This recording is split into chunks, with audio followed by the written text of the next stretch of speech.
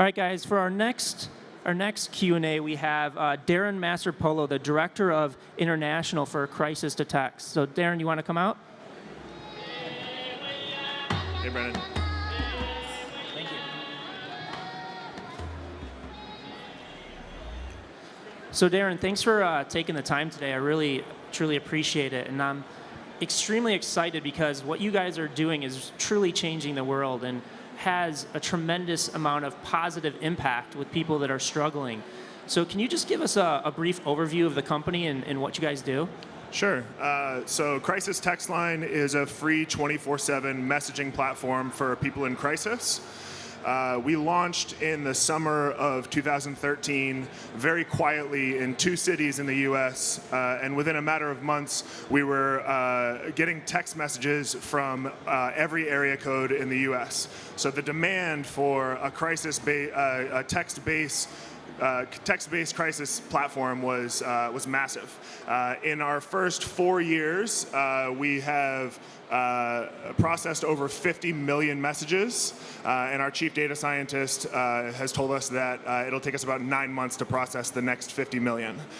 So that 50 million messages gives us a really rich and useful data set on the state of crisis in the United States. And there's really no census on things like bullying or dating abuse.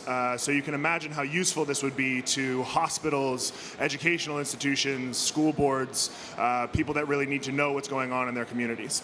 So can you talk a little bit about the power of text messaging? Why did you choose texting? And so, text really is one of the most accessible forms of communication for young people.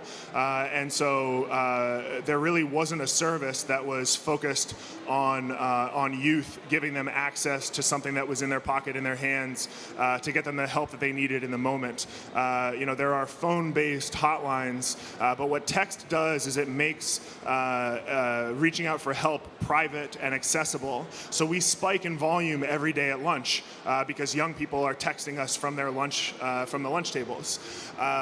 Text also allows for us to cull data and anonymize the trends that we're seeing coming in from young people. So over the phone, it's really hard to collect data around crisis, but over text, we have this enormous data set of over 50 million messages that we're able to use to inform policy and fundraising, funding decisions, and offer this aggregated view of what's happening with young people that are in pain. So what I'm hearing is you guys are having a tremendous amount of success using texting because it's building a really personal relationship in a way that people feel comfortable to express the problems and the issues that they're going through. Yeah, absolutely. So the way Crisis Text Line was founded, there's an organization in the US called DoSomething.org. It's the largest organization in the US for young people and social change. And at Do Something, we would text out information about campaigns that we were running, something about collecting peanut butter for a local food pantry, things like that. And so there was kind of an unintended consequence that came back from all of these text conversations that we were having with young people, that they ended up texting back with some really heavy things, like, I'm afraid to go to school, I'm being bullied, or things about their, really rough things about their home life.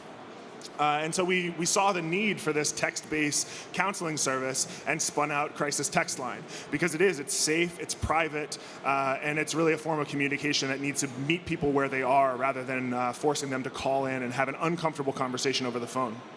So you guys have had a tremendous amount of growth in such a short period of time. What are the contributing factors to growing? Like, what does your growth strategy look like? Is it all word of mouth, or do you guys have a marketing strategy to get the message out there?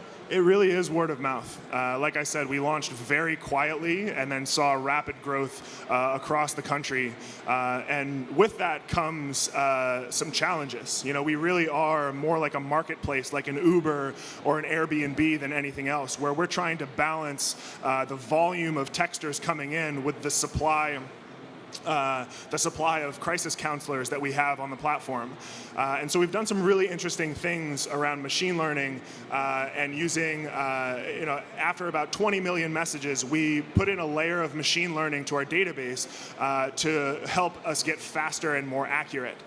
You can imagine one of our charges is to reach the people that are at risk of suicide as fast as possible. And so what we've done is that with that layer of AI and machine learning, we've identified keywords that are most associated with what we would conduct as an active rescue, which is somebody's at imminent risk of suicide in the next 24 hours.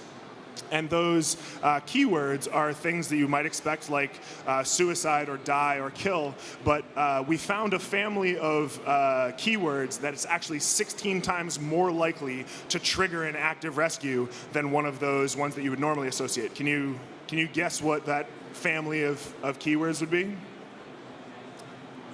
So the most common drugs in your house. So if somebody says something like ibuprofen or Advil or acetaminophen, they're 16 times more likely to be at risk of suicide in the next 24 hours. So what we do is that machine learning layer highlights those conversations as code orange. We stack rank our queue based on severity, and we're able to reach those people first.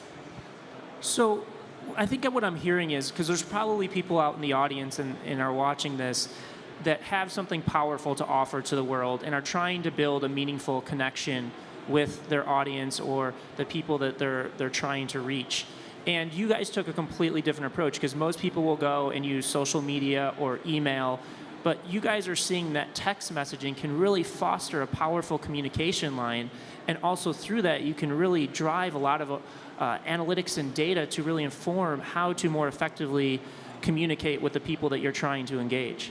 Yeah, absolutely. It's about meeting people where they are, and for us, text was it's not sexy. SMS has been around forever, but we've seen it as the way that young people communicate with each other. And so, to be there where they are in the moment, we knew that we had to find the mode of communication that was most comfortable and most private for them. So, just to close this out, what is the most inspirational thing that you've learned being a part of this company? I think the most exciting thing about Crisis Text Line is the data. We have the largest data set on mental health ever collected. And you can think of how useful that would be for organizations across the world. And so my charge as our Director of International is to find partners that will share our mindset around the use of data and technology to help people in pain. And so right now we're operational in the US. We're close to being to launching in Canada, the UK, and Australia, and we're actively looking for partners to help us launch in other countries around the world. Because the data set is more useful than helping people one-on-one. What we want to create is systems change that can help be preventative rather than helping people one-to-one. I mean, that's really our charge right now, but the exciting piece is backing up and looking at preventative measures that can be created through our data. So if there's people out there that would be interested in partnering with you guys, how do they get in touch with you? What's the best way? So crisistextline.org/international is where you can find more information, or you can reach me. I'll be around, or you can reach me over email. It's just Darren@crisistextline.org.